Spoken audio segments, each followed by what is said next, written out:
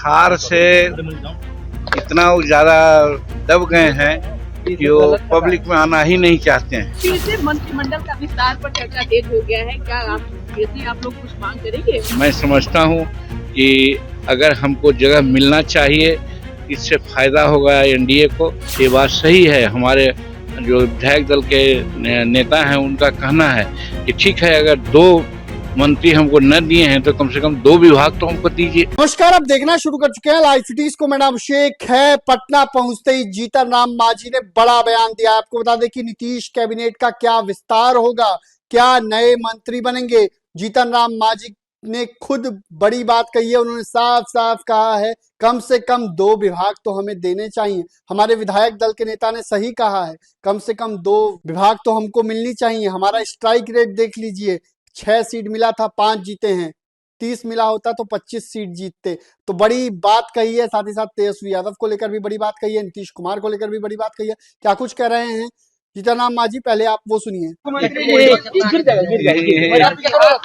के मुख्यमंत्री नीतीश कुमार को सर वर्ल्ड रिकॉर्ड के द्वारा बधाई दिया गया सर 10वीं बार मुख्यमंत्री बनने पर। उनको बधाई हम लोग भी देते हैं। समूचे बिहार वासियों को इसके लिए गौरवान्वित होना चाहिए कि शायद इंडिया में कोई भी चीफ मिनिस्टर को इस प्रकार का बधाई इंटरनेशनल संस्था से नहीं मिली होगी। अच्छा, इतना इम्पोर्टेंट सत्र चला और नेता प्रतिपक्ष तेजस्वी यादव गायब रहे, क्या कहेंगे? क्या लग रहा है, तेजस्वी यादव नाखुश है या फिर कुछ और मतलब दर्शा रहा है? देखिए, हार से इतना ज्यादा दब गए हैं कि वो पब्लिक में आना ही नहीं चाहते हैं। बहुत सा बात उन लोगों ने कह दिया था चुनाव के समय में।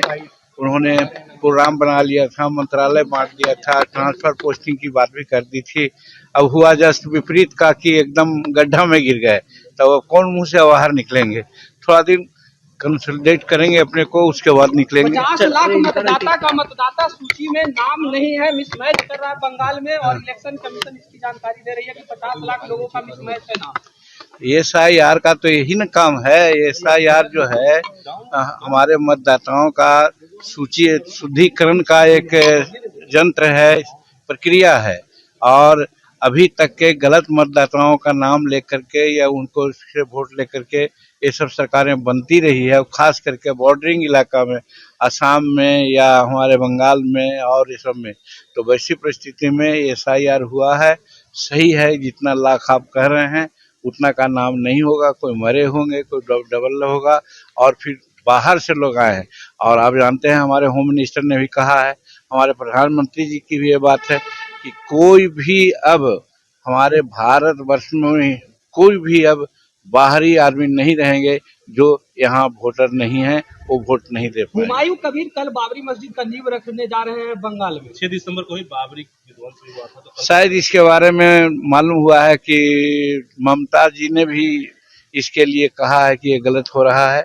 तो जब उनके राज्य में ही गलत होने की बात आ रही है तो कहा जा सकता है। ऐसे तो है, मंदिर मस्जिद बनाने की बात जहाँ होती है तो इसमें तो धर्मनिरपेक्ष देश है ये, उसमें बहुत कुछ ऐसी बात नहीं। लेकिन धार्मिकता या सांप्रदायिकता उन्माद फैला करके अगर कोई ऐसा करता है तो उस पर तो रोक होना ही चाहिए। अगर इसमें जैसा कि ममता की बात सुने हैं, ममता जी अगर कर रही हैं तो ठीक काम कर रही हैं।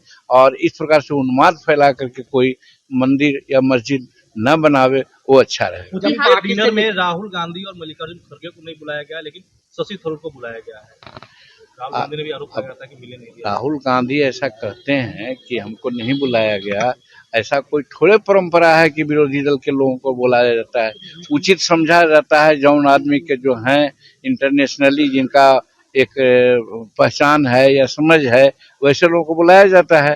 तो आपने देखा होगा कि जब हमारे ऑपरेशन सिंदूर हुआ, ऑपरेशन सिंदूर के बारे में जब भेजा गया ग्रुप ऑफ MPs का, तो उसमें शशि थरूर का नाम दिया गया था। उस पर भी वहाँ कांग्रेस वाले लोग विरोध किए थे। तो आप जानते हैं कि जिसमें जवाहरलाल इंदिरा गांधी हुआ करते थे, तो विदेशी मामला में जब बात होती थी तो अटल बिहारी वाजपेयी को लोग भेजते थे।